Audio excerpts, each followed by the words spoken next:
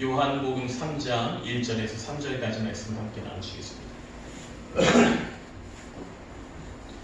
이 시간 나누신 하나님 말씀 신약성경 요한복음 3장 1절에서 3절까지 말씀입니다.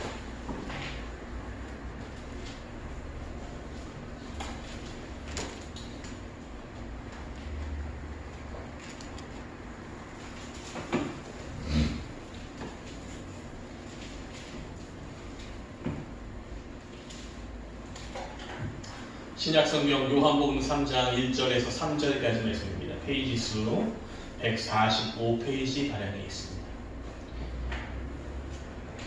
요한복음 3장 1절에서 3절입니다. 다 찾으셨으면 저와 함께 합독하도록 하겠습니다. 요한복음 3장 1절에서 3절입니다. 그런데 바리새인 중에 니고데모라 하는 사람이 있으니 유대인의 지도자라. 그가 밤에 예수께 와서 이르되 랍비여, 우리가 당신은 하나님께로부터 오신 선생인 줄 아나이다. 하나님이 함께 하시지 아니하시면 당신이 행하시는 이 표적을 아무도 할 수 없음이니이다. 예수께서 대답하여 이르시되 진실로 진실로 네게 이르노니 사람이 거듭나지 아니하면 하나님의 나라를 볼 수 없느니라. 아멘. 오늘 함께 나누신 요한복음 3장 1절부터 3절까지 있는 말씀을 가지고 1월 셋째 주일 하나님의 말씀을 함께 나누도록 하겠습니다. 오늘 옆에 계신 분들 또 가까이 계신 분들과 함께 인사를 나누도록 하겠습니다. 당신을 보니 하나님께서 참 기쁨을 주신 것 같습니다. 이렇게 인사하겠습니다.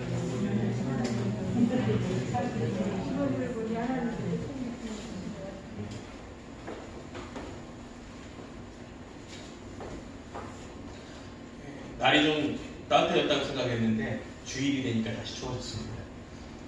지난주에 교회 한쪽에 화장실에 있는 물이 동파가 타열이 되진 않았어요. 네, 물이 얼어가지고 화장실 변기 쪽이 물이 안 나왔었는데 세면대 쪽이 녹았습니다. 녹아서 물이 잘 나옵니다. 그러니까 걱정하지 마시고 좀 이따 혹시라도 이용하셔서 세면대에서 손을 씻으시면 물은 다시 졸졸졸졸 흐르게 해보십시오. 흐르지 않으면 또 올 수가 있기 때문에 꼭 그렇게 부탁드립니다. 며칠 동안 좀 날도 약간 따뜻했지만 반대로 그 미세먼지 같은 조금 안 좋은 공기가 있어서 걱정을 좀 하긴 했는데 오늘은 그래도 날은 추워도 참 공기는 좋은 것 같습니다. 하나님께서 우리에게 필요하신 거를 주실 때에 모든 거를 한꺼번에 다 주시면 정말 좋기는 하지만 좀 이 날씨와 같지 않나 싶어요. 때로는 하나의 좋은 거를 주시고 하나는 부족하게 하시고 또 다른 때에는 부족했던 걸 채우시고 또 풍족했던 거를 조금 더 부족하게 하시는 그 일들이 있으므로 우리가 하나님을 더 찾게 만들고 하나님께서 살아계신 우리에게 알려주시는 거 아닌가 싶습니다. 이 한 주간도 우리 성도님들 살아가시면서 하나님께서 그렇게 이끄시는 것이 나에게 이끄시는 것이 무엇인지 한번 돌아보시고 또 하나님의 은혜가 그럼에도 불구하고 나에게 있구나라는 것을 깨닫는 귀한 한 주가 되셨으면 좋겠습니다. 오늘 본문 말씀을 함께 보도록 하겠습니다. 우리는 요한복음 3장 1절에서 3절까지 있는 말씀을 함께 보셨는데 이 말씀에서 예수님을 찾아온 한 사람을 볼 수가 있죠. 예수님을 찾아온 사람 바로 니고데모라고 하는 사람이 예수님을 찾아왔습니다. 이 니고데모가 누구냐라고 했을 때 성경에서는 니고데모에 대하여서 이야기할 때에 바리새인 중 하나, 유대인의 지도자라고 이야기합니다. 그리고 이 니고데모의 또 다른 속해 있는 그룹이 있다고 하면 그는 사두개인 가운데 그가 들어가 있다고 이야기했습니다. 사내들인 공의회의 일원이었습니다. 사두개인 아니에요. 제가 말씀 잘못드렸어요. 산헤드린 공의회의 일원 가운데 한 명. 그런 사람인 니고데모가 예수님을 찾아와서 예수님과 대화를 하고 있는 그 말씀이 오늘 본문의 말씀입니다. 그리고 이 말씀에 앞선 2장에 있는 말씀을 보시게 되면은 성경은 순서대로 나와 있는 성경에 쓰여 있는 순서 가운데 하나님께서 분명히 의도하신 바가 있다라고 하는 것을 우리는 알고 있습니다. 자, 그런데 그 앞에 있는 말씀, 2장의 말씀에서는 크게 두 가지의 사건이 나타나고 있어요. 첫 번째로는 2장 1절부터 12절까지에 나오는 그 말씀 가운데 우리가 아는 예수님의 가장 첫 번째 이적, 가나의 혼례잔치에서 물을 술로 포도주로 바꿔주신 그 사건이 첫 번째 나오고 있습니다. 그리고 13절부터 22절까지에 있는 말씀에서는 어떤 말씀이 나오냐면 성전에서 돈을 받고 비둘기나 양과 소 이런 걸 파는 자들, 그런 자들의 산을 예수님께서 예루살렘에서 뒤엎어버리신 사건이 있습니다. 그것이 요한복음 2장에 나오는 사건들이고, 그리고 나서는 바로 3장의 말씀으로 넘어가고 있습니다. 예수님을 찾아온 한 사람이 나오는 거죠. 우리가 이 말씀을 보면서 이게 과연 무슨 연관이 있을까 싶을 수도 있어요. 이게 무슨 상관이 있길래 2장에서 예수님께서 가나의 혼례잔치에서 물을 포도주로 바꿔주신 그것과, 그리고 그 다음에 성전을 깨끗하게 청소를 하신 그 사건과, 그리고 니고데모가 예수님을 찾아온 사건이 과연 무슨 사건이냐라는 거죠. 2장에서 나오는 사건들을 보면은 아주 단순하게 생각할 수 있습니다. 예수께서 이 땅에 오신 것을 두 가지의 의미로 보여주는 거예요. 첫 번째는 우리의 삶에 부족하고 우리가 스스로 해결하지 못하는 일을 하나님께서 해결해 주시기 위해서 그 아들을 보내주셨다라고 하는 하나의 이적입니다. 우리 스스로 해결하지 못해요. 가나의 혼례잔치에서 포도주가 떨어졌을 때 주인이 어떻게 할지 몰랐습니다. 포도주를 그 밤중에 가서 구해올 수도 없었고, 그리고 방법이 없었어요. 그때 예수님께서 말씀으로 기적을 베푸시고, 우리가 할 수 없을 때, 아무것도 할 수 없을 때 하나님께서 기적과 이적으로 우리를 살리신다. 우리를 바꿔놓으시고 우리의 부족한 걸 채워놓으신다라고 하는 한 가지를 보여주신 거고, 또 두 번째는 뭐냐면 우리가 하나님을 아나 하나님을 제대로 알지 못하고 있는 그때에 우리의 잘못을 하나님께서 바꿔주시기 위하여서 예수를 이 땅에 보내셨다는 거예요. 우리가 하나님을 섬기는 방법이 무엇인지 모를 때에 이렇게 섬기는 거야. 너희가 하나님을 알고 있는 것은 그거는 좀 잘못됐어 라고 하는 것을 가르쳐 주시기 위해 오셨다라고 합니다. 이 두 가지의 사건이 있고 난 이후에 이제 오늘의 본문의 말씀으로 넘어가는 겁니다. 예수님을 찾아오는 사람은요, 아까 말씀드렸듯이 성경에서는 바리새인으로 나타나며 사내들인 공의회의 일원입니다. 사람들의 지도자입니다. 유대인들의 지도자예요. 굉장히 높은 위치에 존재하고 있으면 귀족입니다. 유대인들의 귀족이라고 볼 수가 있는 거예요. 이 귀족이 예수님을 찾아왔다는 것이 사건입니다. 왜냐하면 이 앞에 나오는 두 가지의 일들을 통하여서 사람들에게는 예수님에 대한 첫째로는 두려움이 생겼고, 두 번째로는 지도자들은 예수님을 미워하는 마음이 생긴 거예요. 왜냐? 자신들은 여태껏 그렇게 성전에서 비둘기를 팔고 하는 것이 자연스럽고 당연하다고 생각했는데, 예수님께서 오셔서 그 모든 것을 다 뒤집어 버리셨다. 자기들의 기득권을 뒤집어 놓는 사건이었기 때문에 유대인의 지도자들의 입장에서는 예수님이 미울 수밖에 없었고, 예수님을 바라보는 것이 힘들 수밖에 없는 상황 가운데에 지도자가 예수님을 찾아왔다는 하는 것이 놀라운 사건이었다.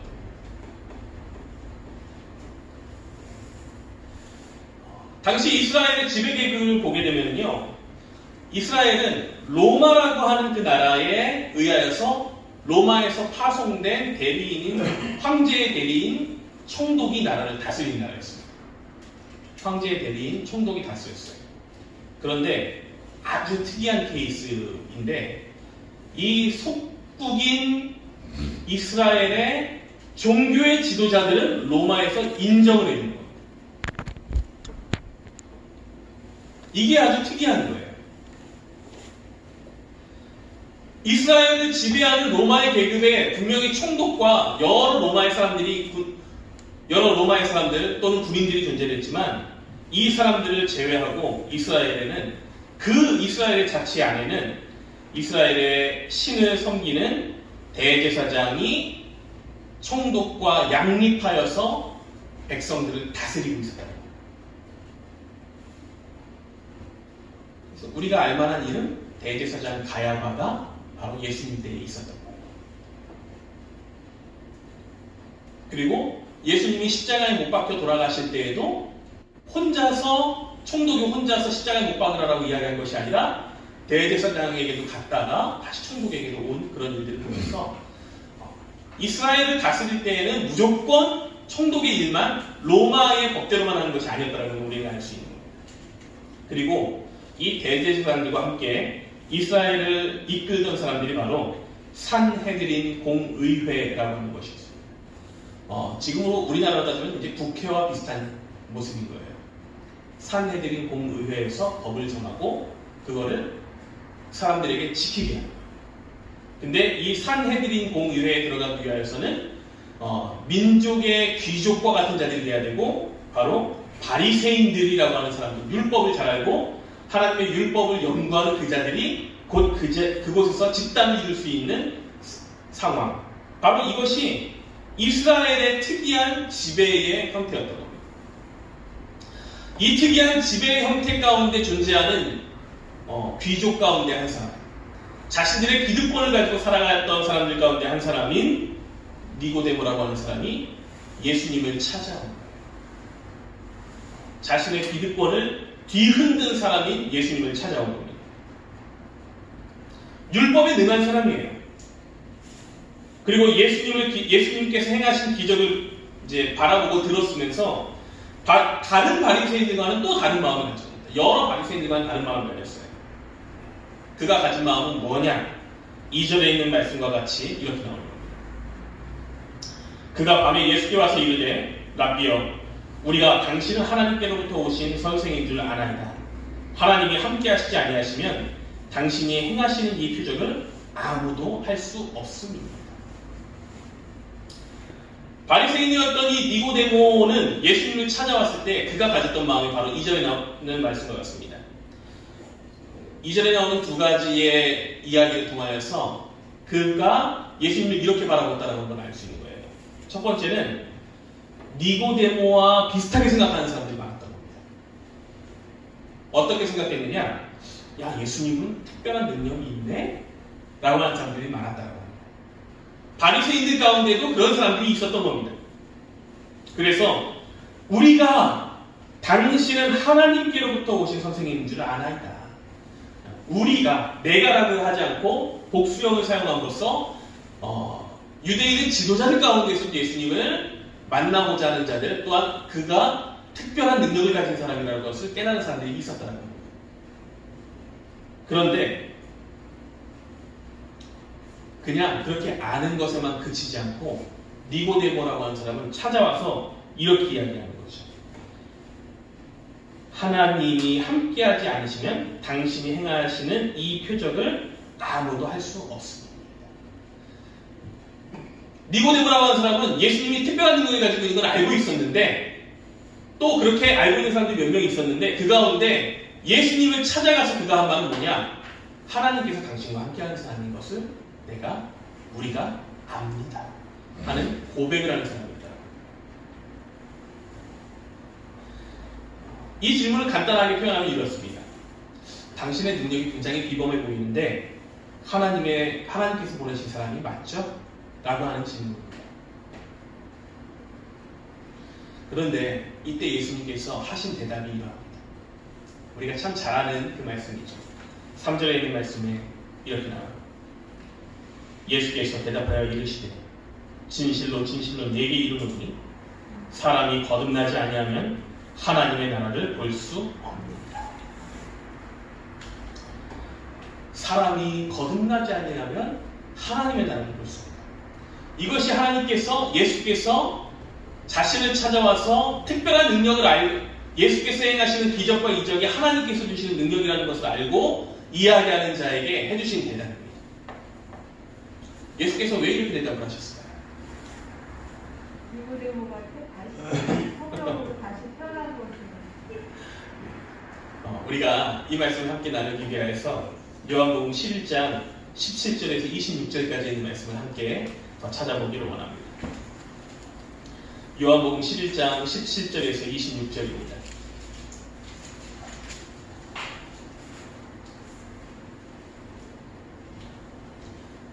요한복음 11장 17절에서 26절입니다. 찾으셨으면 저와 한 절씩 교독하시겠습니다. 예수께서 와서 보시니 나사로가 무덤에 있은지 이미 나더리라.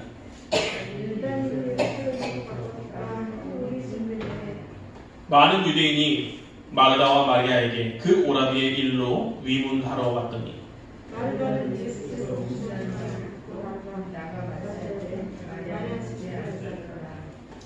마르다가 예수께 여짜오되 주께서 여기 계셨더라면 내 오라비가 죽지 아니하였겠나이다. 그러나 나는 이제라도 주께서 보시니 하나님께 구하실 것을 하나님이 주실 줄을 아나이다. 예수께서 이르시되 네 오라비가 다시 살아나리라. 마르다가 이제 마지막 날 구할 때에는 다시 살아날 줄을 내가 아나이다. 예수께서 이르시되 나는 부활이요 생명이니 나를 믿는 자는 죽어도 살겠고 무릇 하나도 나를 믿는 자는 영원히 죽지 아니하리니 이것을 내가 믿느냐. 우리가 두 번째 함께 찾아보신 말씀은 이 말씀도 익히 잘 아시는 말씀이라 생각합니다. 이전에 있는 말씀에서 예수님께서 명절을 맞이해서 이스라엘의 명절을 맞이하여 예루살렘에 가셨을 때였습니다. 근데 예루살렘에 가셨을 때 유대인들의 막 공분을 사게 됐어요. 왜 유대인들의 공분을 사게 되었느냐? 다른 건 아닙니다. 예수님이 하나님의 아들이라고 말씀하셨기 때문입니다. 우리가 10장 22절 이하에 있는 말씀인데 그 말씀 가운데 이렇게 나옵니다. 25절 말씀도 이렇게 나와요. 예수께서 대답하시되 내가 너에게 말하였을 때 믿지 아니하는도다. 내가 내 아버지의 이름으로 행하는 일들이 나를 증거하는 것이거늘 너희가 내 안이 아니므로 믿지 아니하는도다. 이 말이 뭐냐면 이거예요. 예수님께서 내가 하나님께로부터 보냄을 받았는데 내 아버지인 하나님께로부터 보냄을 받았는데 너네가 들어도 듣지 않는구나, 믿지 않는구나 이렇게 이야기하시는 거예요. 그러니까 유대인들이 들었을 때는 뭐예요? 예수님이 지금 이야기한 거는 나는 하나님의 아들이다 라고 이야기를 합니다. 당시에 유일신을 섬기는 이 유대인들에게서는 이것이 어마어마하게 큰 문제가 되는 겁니다. 왜냐? 하나님의 아들이라고 말하는 것 자체가 신성모독이기 때문이에요. 우리가 알다시피 예수님께서 십자가에 못 박혀 돌아가셨을 때에 그 죄목이 무엇이냐? 뭐 내란죄냐 선동죄냐 이런 거 아닙니다. 예수님께서 십자가에 못 박혀 돌아가신 죄는 바로 신성모독입니다. 신성모독, 하나님의 아들이다. 다시 말해 왕, 하나님께서 세우신 그 나라의 왕이다라고 하는 개념이었고 로마에서는 그 입장을 보니까 이스라엘의 왕이네? 황제가 있는데 왜 네가 왕이야? 하면서 죽이는 거예요. 그렇기 때문에 신성모독이 가장 큰 핵심의 죄였고 그냥 다른 거는 사실 로마에서 이야기한 그 죄목은 명분에 불과한 거였습니다. 그렇게 생각을 해볼 때 유대인들에게 있어서 절대자이신 여호와 하나님에 대한 그 거룩하고 신성한 그 영역은 누구도 건드려서는 안 되는 거예요. 만약에 예수님이 하나님의 아들이다라고, 만약은 아니죠. 이 당시에 그들이 하나님의 아들이 예수라고 말씀하신 것을 믿어버렸다라고 하면은 몇 가지의 자신들의 율법에 걸림돌이 있었던 겁니다. 첫 번째로는 모세의 율법에서 하나님의 형상이 나타나는 것이라고 형상을 만들지 말라라고 하는 것을 위반하는 거예요. 뭐 그런 거 비슷해요. 왜냐? 예수께서 이 땅에 현현하셨잖아요. 하나님의 아들 예수께서 이 땅에 현현하셨으면 예수는 하나님의 아들 그 하나님과 우리가 상 위의 하나님 동급의 됨을 알고 있고 그러면 예수를 보게 되면 누구를 본 거랑 마찬가지예요? 하나님을 본 거랑 마찬가지예요. 그러니까 하나님의 형상을 만들지 말라라고 하는 것을 위배되는 것과 마찬가지인 거예요. 두 번째로는 예수님을 인정을 하게 되면은 하나님 외에 다른 신을 섬기지 말라라고 하는 것을 마치 어기는 것과 같이 그들이 생각을 하는 겁니다. 하나님 외에 다른 신을 섬기는 것처럼 그들이 생각을 합니다. 그리고 세 번째로는 예수께서 하나님의 아들이면은 곧 이제 하나님과 같이 되는 거잖아요. 하나님이시잖아요. 그러니까 예수라고 하는 그 이름이 뭐냐면 하나님의 이름으로 불리는 것과 같이 이제 그들에게 돼버리는 거예요. 그러면은 율법 가운데 하나님의 이름을 망령되이 일컫게 되는 범죄를 하게 된다라고 하는 것까지 가게 됩니다. 그러니까 율법이 그들의 앞에 가로막고 있는 거예요. 예수님을 믿게 하는 것을 가로막고 있는 현상이었던 거죠. 그래서 이 이스라엘 백성들, 유대의 백성들은 신성모독에 대해서 상당히 중요하게 생각을 하고 예수님을 신성모독죄로 죽이려고 하는 이 사람들이 유대인들 가운데 나타났습니다. 그래서 예수님이 자신을 죽이려고 하는 자들을 피하여서 예루살렘에서 좀 먼 곳으로 가 계신 상황입니다. 그런데 그렇게 자신을 죽이려고 눈을 부릅뜨고 있는 유대의 사람들 또는 지도자들이 그렇게 있는 가운데에 예수님께 한 가지 소식이 들렸습니다. 예수님과 가까운 마리아와 마르다의 오라버니인 나사로라고 하는 사람이 병들었다라고 하는 소식이 들립니다. 오늘 우리가 본 말씀은 이미 나사로가 죽었지만 사실 예수님께 들렸던 이 이야기는 그 전에 나옵니다. 11장에 있는 말씀에서부터 나오듯이 예수님 앞에 사람이 와서 베다니에 있는 나사로가 죽어갑니다. 병이 들었습니다. 그렇게 소식이 들린 거예요. 아직 죽지 않았을 때 들렸습니다. 그런데 이 나사로가 사는 지역이 어디냐? 다른 곳이 아니에요. 유대인들이 사는 곳입니다. 그 주변이었어요. 가면은 예수님을 죽이려고 하는 자들이 여전히 눈에 불을 켜고 돌을 들고 달려와서 당장 죽이려고 하는 그런 상황이 될 수 있는 것입니다. 물론 예수님은 그곳으로 가시긴 하셨지만 중요한 건 나사로가 병들었다 함을 듣고 곧장 가시지 않았습니다. 이틀을 그곳에서 더 머무시고 나사로를 보러 움직이셨습니다. 그때의 상황이 얼마나 급박했는지를 보여주고 있는 한 말씀이 있습니다. 바로 11장 16절에 있는 말씀인데 이렇게 나옵니다. 디두모라고도 하는 도마가 다른 제자들에게 말하되 우리도 주와 함께 죽으러 가자. 이 말씀입니다. 이틀을 더 유하시고 그곳에 갔지만 그 베다니에 가는 길은 어떠한 형태이냐? 죽으러 가는 것과 동일한 형태의 곳으로 가는 거였어요. 그들은 도마는 이미 예수와 함께 죽기를 작정을 해버려요.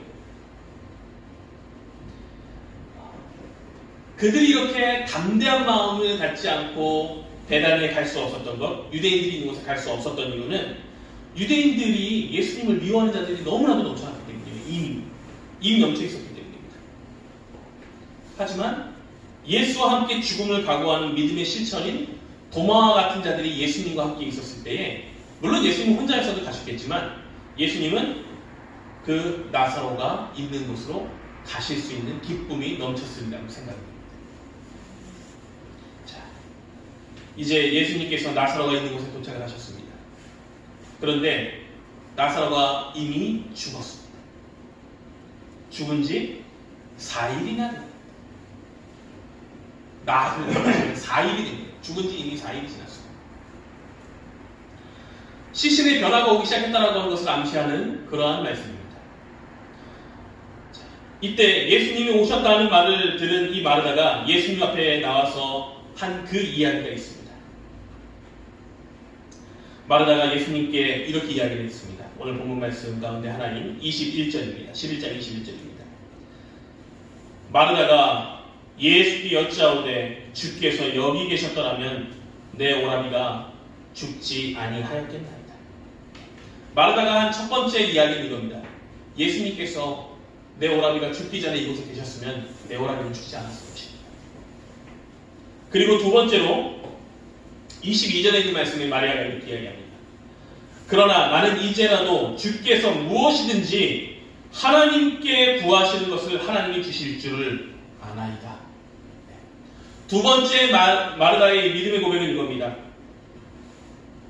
예수님께서 이곳에 계셨으면 오라비가 죽지 않았겠지만 예수님께서 지금이라도 하나님께 간구하시면 하나님께서 하신 역사가 있는 것을 내가 믿습니다.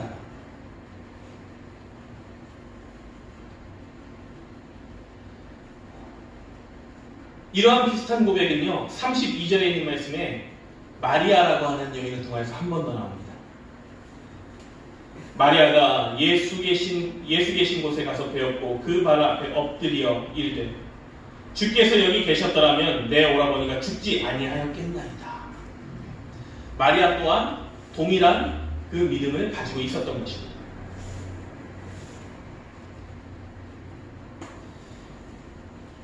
그리고 예수님께서 그러면은 그 나사로가 있는 곳에 가실 때에 그가 아직 죽었던 것을 모르시느냐? 또 그렇지도 않아요.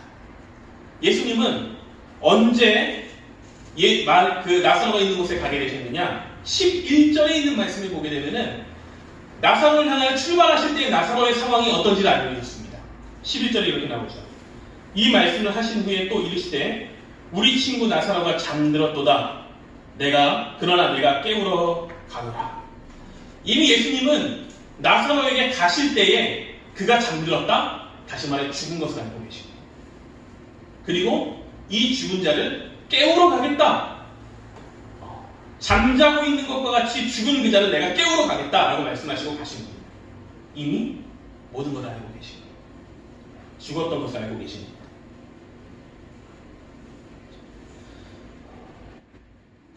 우리가 다시 이 말씀을 보시게 되면은 11장에 있는 말씀을 보시게 되면은 예수님은 마르다에게 그의 오라버니 그 나사로를 보러 가기 이전에 하신 말씀을 우리도 깊게 생각을 해볼 수 있습니다. 예수님께서 이미 나사로가 죽은 것을 알고 그를 깨우러 가셨다. 그러면서 마르다에게 하신 말씀이 이것입니다. 21절, 22절에 있는 말씀에서 예수님께서 계셨더라면 지금이라도 예수님께서 하실 일과 역사가 무엇인지 알고 있는 마르다에게 예수님은 이렇게 말씀하셨습니다. 25절입니다. 예수께서 이르시되 나는 부활이요 생명이니 나를 믿는 자는 죽어도 살겠고 26절입니다.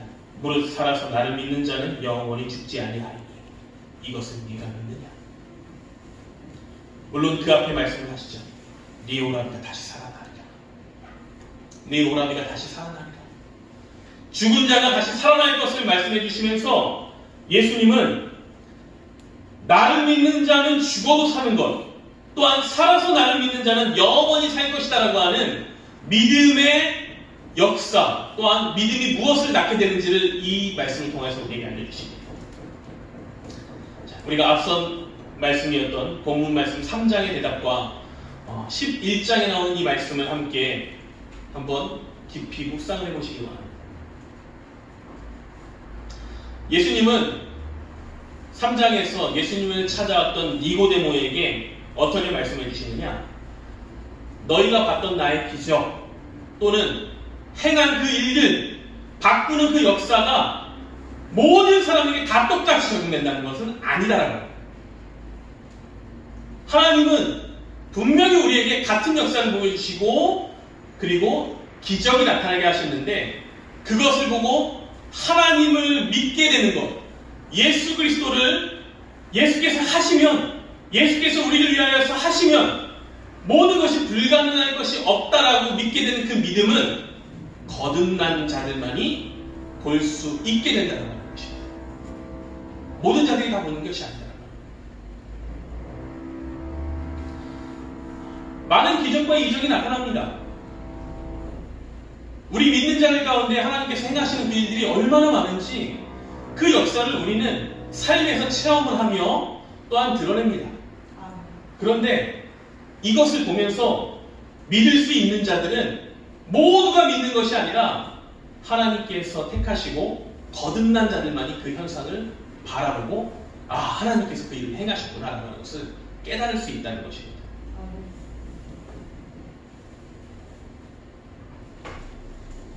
예수님의 뜻이 바로 그것이라는 거예요. 하나님께서 우리에게 말씀으로 변화시켜주는 것이 바로 그것이라는 겁니다.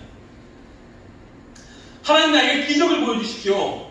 하나님 나에게 막 큰 일이 나타나게 해주십시오. 생각지도 못한 역사가 일어나게 해주십시오. 이 역사만을 바라는 것이 하나님 앞에서 우리가 원하는 믿음과 기적이 아니라 하나님께서 원하시는 진짜 믿음과 기적은 뭐냐? 예수께서 그 일을 행하실 수 있다라고 하는 믿음을 갖는 것이 우리에게 주시는 행함과 기적과 역사라는 것이에요. 우리의 생사가 예수께 달려있다고 하는 것을 말씀해 주십니다. 죽은 자도 살리시고 물을 포도주로 바꾸기도 하시고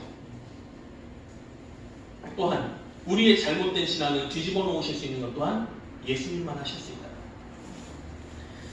우리가 사는 이 세상은 너무나도 여러 가지 일들이 나타나는 세상입니다. 그리고 이 원하는 세상 가운데에 우리가 하고자 하는 것은 아주 단순할 수 있습니다. 내가 보고자 하는 것만 보는 것. 내가 하고 싶은 것만 하는 것.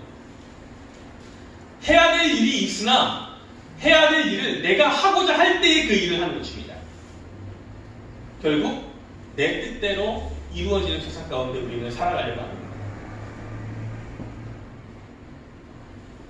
하나님을 바라보는 것, 예수를 바라보는 것 또한 저는 동일하다고 생각합니다. 모든 사람들이 하나님의 말씀을 듣고 예수님이 하나님의 아들이십니다. 예수님이 구원자이십니다. 예수께서 우리를 이끄셔서 축복의 길로 인도하실 수 있습니다. 인도하십니다. 그 이야기를 들었을 때 모든 사람들이 참 좋네요. 저도 믿겠습니다. 이러지 않습니다. 어떤 이들은 오히려 우리를 저주합니다. 어떤 이들은 오히려 저주해요. 우리가 밖에 나가서 예수님을 전할 때 혹시 가까운 분들에게 전도하실 때 이렇게 전도하시는 분들이 있는지 모르겠어요.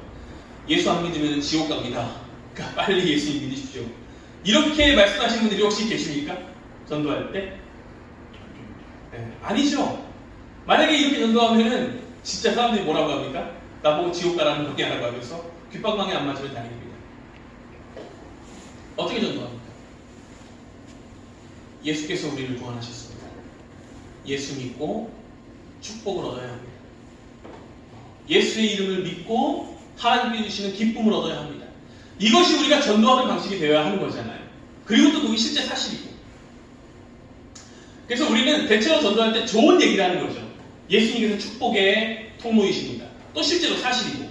그런데 이 사실을 전하고 기쁨을 얻고 은혜를 얻으라고 전할 때에 그 듣는 자들의 모습이 어떠합니까?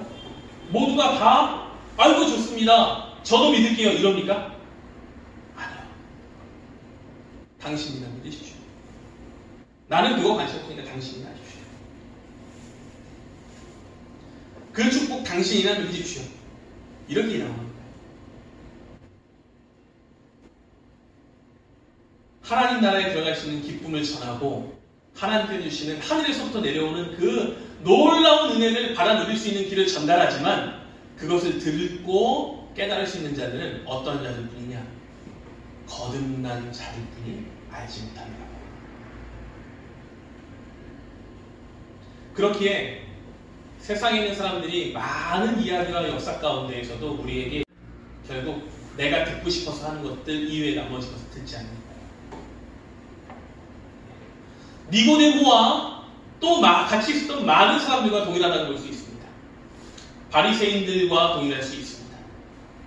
그리고 우리의 삶 또한 어쩌면 오늘 말씀 나눈 성도님들 또한 우리는 바리새인들 가운데 존재하는 한 사람일 수도 있습니다.